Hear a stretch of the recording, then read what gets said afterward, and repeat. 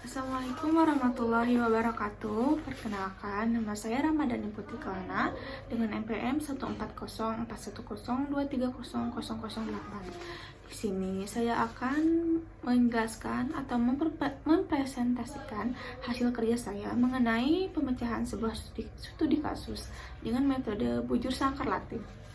Di sini saya mengambil kasus mengenai sebuah perusahaan energi yang ingin mencoba penggunaan energi terbarukan. Namun sebelum itu, perusahaan harus mengetahui faktor apa saja yang dapat mempengaruhi keefisienan penggunaan energi terbarukan. Dalam percobaan ini, terdapat 3 faktor yang diuji untuk dilihat pengaruhnya terhadap keefisienan suatu energi terbarukan. Faktor-faktor tersebut antara lain jenis energi, lokasi pengujian, dan waktu pengujian. Baik, untuk mempersingkat waktu, kita langsung saja pada pengerjaannya. Pertama-tama, saya di sini membuat tabel pengacakan.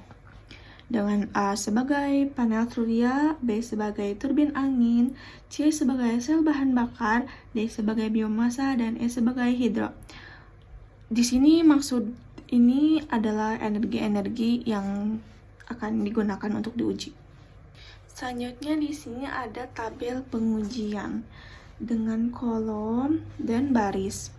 Kolom itu sebagai lokasi. Lokasinya ada lokasi 1, lokasi 2, lokasi 3, lokasi 4, dan lokasi 5. Lalu baris adalah waktu. Waktunya ada pagi, siang, sore, malam, dan tengah malam. Dan ini ada perlakuan-perlakuannya serta jumlah setiap baris dan jumlah setiap kolom dan total dari semua baris dan kolom di sini. Saya juga menyertakan tabel analisis ragam yang dimana ada perlakuan baris, kolom, galat, dan total. Selanjutnya di sini ada rumus-rumus untuk setiap analisis ragam, yaitu ada faktor koreksi, ada jumlah kuadrat total, ada jumlah kuadrat perlakuan, ada jumlah kuadrat baris dan jumlah kuadrat kolom, serta jumlah kuadrat galat. Selanjutnya kita langsung saja pada perhitungan, yaitu perhitungan pertama adalah mencari faktor koreksi. Faktor koreksi adalah dengan membagi jumlah dari kolom dan baris yang ini yang 125,4 itu dikuadratkan lalu dibagi perlakuan kuadrat juga, jadi 125,4 dikuadratkan dibagi dengan R kuadrat, yaitu 5 dikuadratkan, hasilnya adalah 629,0064. Selanjutnya kita akan mencari jumlah kuadrat total dengan rumus sigma YIJK kuadrat dikurangi FK. Pertama-tama kita akan mencari YIJK kuadrat, yaitu dengan mengkuadratkan semua baris dan kolom. Di sini saya sudah membuat tabel kuadrat pengujian. Ini adalah kuadrat setiap baris dan kolom, dan ini adalah totalnya, yaitu 631,16. Jadi kita langsung saja masukkan pada rumus, yaitu jumlah kuadrat total sama dengan 631,16 dikurangi FK. FK-nya 629,0064. Hasilnya jumlah kuadrat total adalah 2,1536. Selanjutnya, kita akan mencari jumlah kuadrat perlakuan dengan rumus sigma Y titik K kuadrat dibagi R dikurangi FK. Sigma Y titik K kuadrat kita cari dengan mengkuadratkan semua perlakuan. Perlakuan A, perlakuan B, perlakuan C, perlakuan D, dan perlakuan E. Kita kuadratkan lalu kita jumlahkan. Di sini saya mendapatkan jumlah kuadrat perlakuan adalah 3145,84. Lalu setelah itu kita masukkan pada rumus di mana JKP sama dengan 3145,84 dibagi 5 yang dimana 5 adalah perlakuan, lalu dikurangi 629,0064. Hasilnya adalah 0,1616. Lanjut, kita mencari jumlah kuadrat baris. Rumus jumlah kuadrat baris adalah sigma y titik kuadrat dibagi R dikurangi FK. Y titik kuadrat kita cari dengan mengkuadratkan setiap baris. Di sini saya sudah membuat total dari baris yang dikuadratkan, yaitu 3153,6. Langsung saja kita masukkan pada rumus.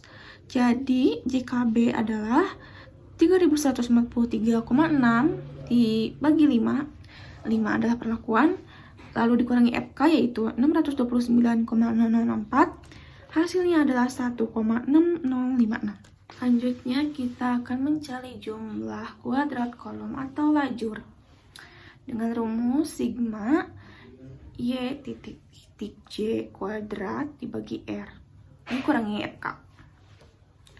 Pertama-tama kita akan mencari jumlah kuadrat dari setiap kolom.